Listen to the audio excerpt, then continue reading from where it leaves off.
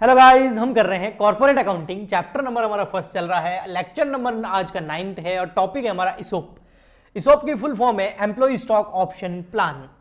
ई का मतलब employees, S का मतलब स्टॉक, ओ का मतलब ऑप्शन, पी मतलब प्लान।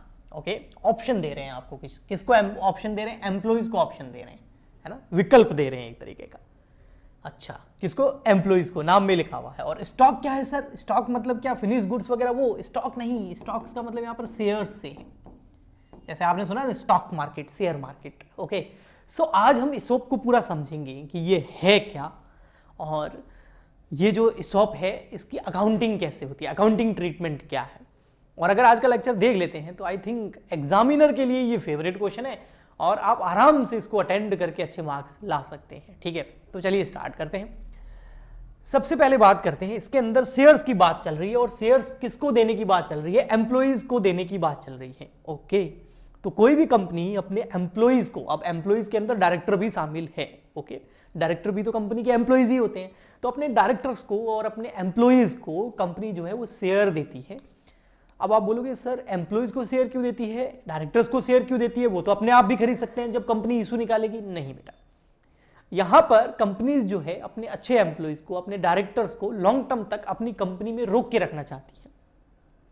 जैसे आप किसी कंपनी में एम्प्लॉय हो, ठीक है, आपने वहां पर 1 साल काम किया, 2 साल काम किया और आप अच्छे हो और काम कर रहे हो बढ़िया से, फिर आपको पता चला कि कोई और कंपनी आपको, इस कंपनी ने जो आपको रेम्युनरेशन या सैलरी दे रही है उससे अच्छा ऑफर आपको कहीं और मिल रहा है, तो आप क्या करोगे? इस कंपनी को छोड़ के वहां चले जाओगे, है ना। तो एम्प्लॉइज तो ऐसा कर ही सकते हैं। यस, तो कंपनी जो है अपने एम्प्लॉइज को अपनी कंपनी में रखना चाहती है कि बने रहें, उसके लिए ऐसी स्कीम्स लेके आती है। इस स्कीम में होता क्या है कि एम्प्लॉय को बोला जाता है कि आपको इसॉप भी दिए जाएंगे, यानी कि आपको शेयर्स भी दिए जाएंगे, अभी नहीं फ्यूचर में दिए जाएंगे, और किस प्राइस पे दिए जाएंगे वो प्राइस पहले से ही डिसाइड हो जाती है।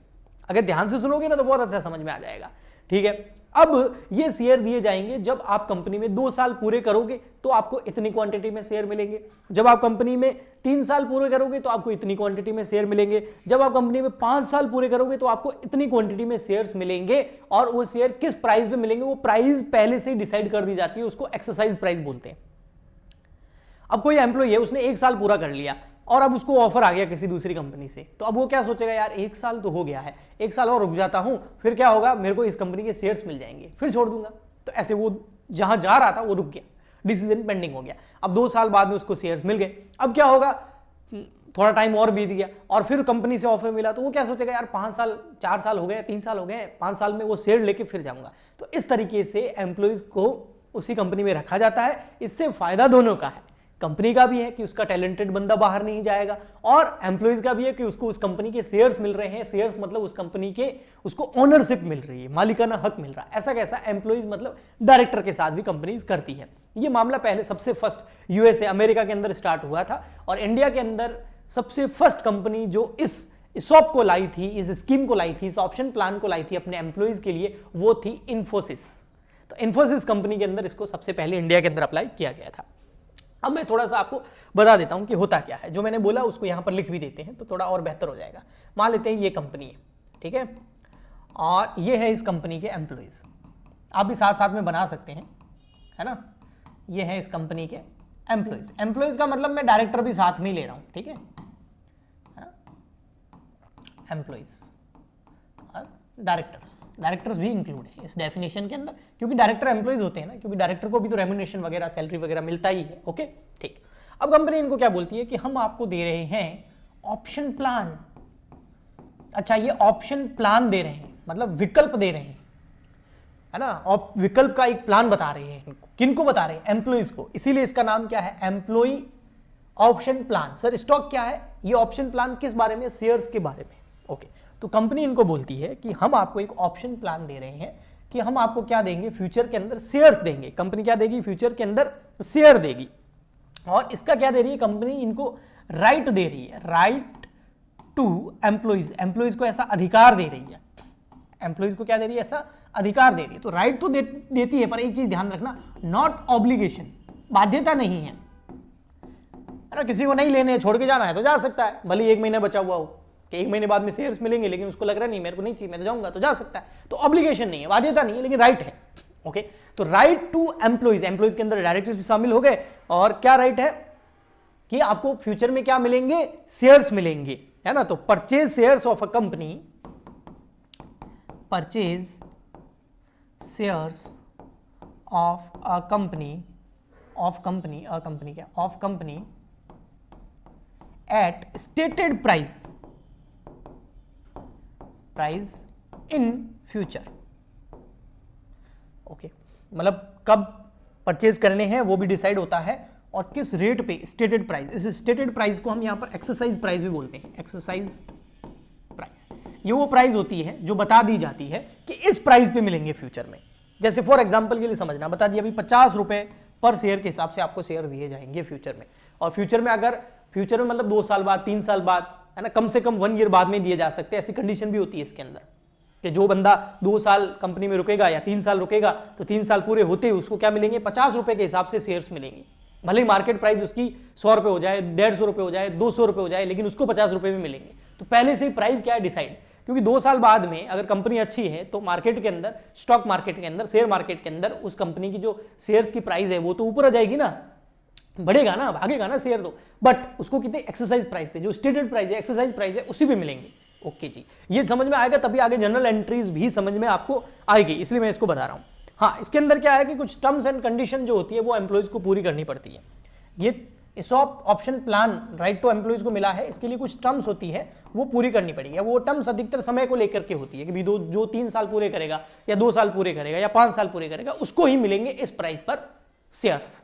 ओके, बिल्कुल सिंपल था। ठीक, अब आइए इसकी हम चलते हैं अकाउंटिंग के ऊपर। ये जनरल एंट्री देखते हैं, इसकी अकाउंटिंग क्या होगी, यानी कि जनरल एंट्रीज इसकी जो है, अकाउंटिंग एंट्रीज क्या होगी ESOP के केसेस के अंदर। तो देखिए इसमें सबसे फर्स्ट एंट्री होती है जब मार्केट प्राइस ज्यादा होती है एक्सरसाइज प्राइस से,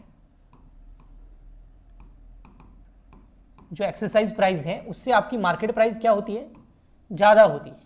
तो इस केस के अंदर क्या होता है भाई, एम्प्लॉय से लेंगे 50 रुपए और मान लेते हैं मार्केट प्राइस हो गई आपकी 70 रुपीज, ठीक है, फॉर एग्जाम्पल के लिए।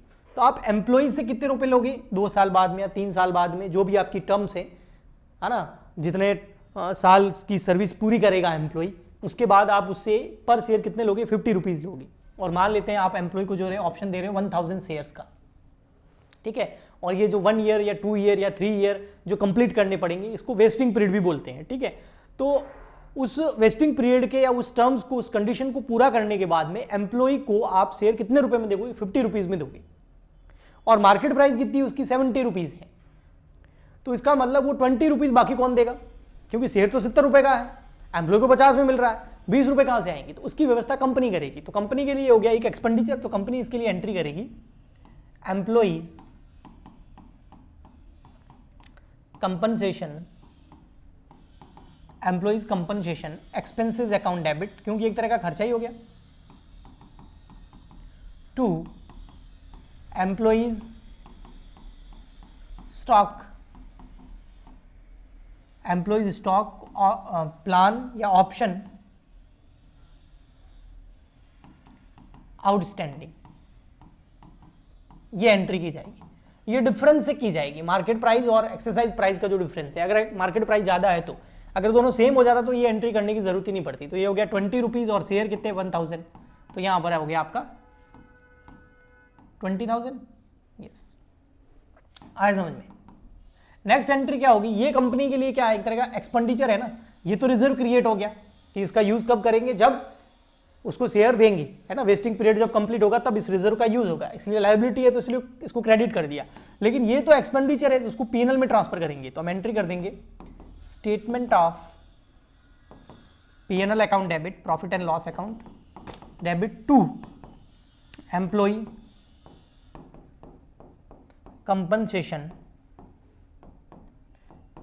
Expenses account 20,000। ओके, ठीक है। तो ये एंट्री कब होगी, जब मार्केट प्राइस क्या होगी ज्यादा, तो एक एक्सपेंडिचर हो जाएगा, कंपनी को लॉस हो जाएगा, उसकी ये एंट्री होगी और उसको पीएनएल में ट्रांसफर करने की एंट्री ये होगी।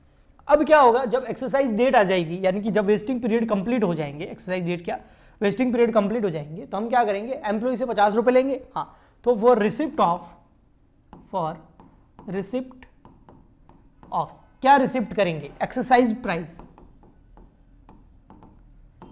From employee. एम्प्लॉय से एक्सरसाइज प्राइस क्या करेंगे हम, रिसिप्ट करेंगे, यस। तो उसकी एंट्री क्या होगी, simple, bank account debit, yes sir, ठीक है। टू ये वाला है एम्प्लॉय स्टॉक ऑप्शन आउटस्टैंडिंग, जो हमने एक फंड बना रखा है, एक रिजर्व बना रखा है, उसमें एक बार इस पैसे को ट्रांसफर कर देंगे। क्यों करेंगे मैं बताऊंगा आपकी, देखो अभी आप employees stock option outstanding account. अब एम्प्लॉय से कितने रुपए आएंगे, मान लेते हैं सारे के सारे एम्प्लॉय जो है प्लान को एक्सरसाइज कर रहे हैं, मतलब सारे के सारे एक्सेप्ट कर रहे हैं, किसी ने भी इस ऑप्शन को जो है ठुकराया नहीं है, नकारा नहीं है, सब लोग लेने के लिए तैयार है। तो 50 मल्टीप्लाई बाय 1000 तो हो गया 50,000। अब आप एक चीज देखिए, हमारे इस रिजर्व के अंदर 20,000 पहले हमने डाल दिए थे, 50,000 ये रहे, तो टोटल कितने हो गए 70,000 रुपए। और जो शेयर है वो भी कितने रुपए का, एक 70 रुपए का है, तो 1,000 शेयर कितने रुपए के हो जाएंगे, 70,000 रुपए की। तो 70,000 रुपीज की हमने क्या कर ली, एक तरीके से व्यवस्था कर ली। अब जब हम शेयर इशू करेंगे तो देखना, इसी रिजर्व का यूज करते हुए हम शेयर इशू करेंगे, for issue of shares, for issue of shares. अब इशू शेयर करेंगे तो इसी रिजर्व का यूज करेंगे, इस रिजर्व को डेबिट कर देंगे, employee stock option outstanding account debit, कितना 50 और 10 कितना हो गया 70,000, जितने से क्रेडिट उतने से डेबिट हो जाएगा, टू इक्विटी शेयर कैपिटल, कि भैया उनको शेयर दे दिए। ये ऐसा तब होगा जब कोई भी मना नहीं करे, सारे के सारे जो है एम्प्लॉइज या डायरेक्टर्स इस स्कीम को ले लेते हैं और अपना जो टर्म्स है, जो वेस्टिंग पीरियड है उसको कंप्लीट कर लेते हैं, तब ये एंट्री होगी। हाँ, अगर प्रीमियम हो तो वो प्रीमियम क्रेडिट हो जाएगा, क्योंकि शेयर जो है वो प्रीमियम पे भी इशू किए जा सकते हैं, तब वो क्रेडिट हो जाएगा। पर मैं यह मान रहा हूँ कि प्रीमियम नहीं है, तो मैंने यहाँ पर प्रीमियम को लिखा है, उसका अमाउंट नहीं लिखा, वो तो आपको समझाने के लिए लिखा। एक और एंट्री हो सकती है, वो ये है, वो है कैंसिलेशन की एंट्री। ये बहुत इंपॉर्टेंट एंट्री है। अगर कोई भी एम्प्लॉय जो है इस ऑप्शन को नकार देता है, ठुकरा देता है, वो बोलता है भाई मेरे को तो नहीं चाहिए, तो अगर कोई ऑप्शन जो है लेफ्ट हो जाता है फॉर कैंसिलेशन,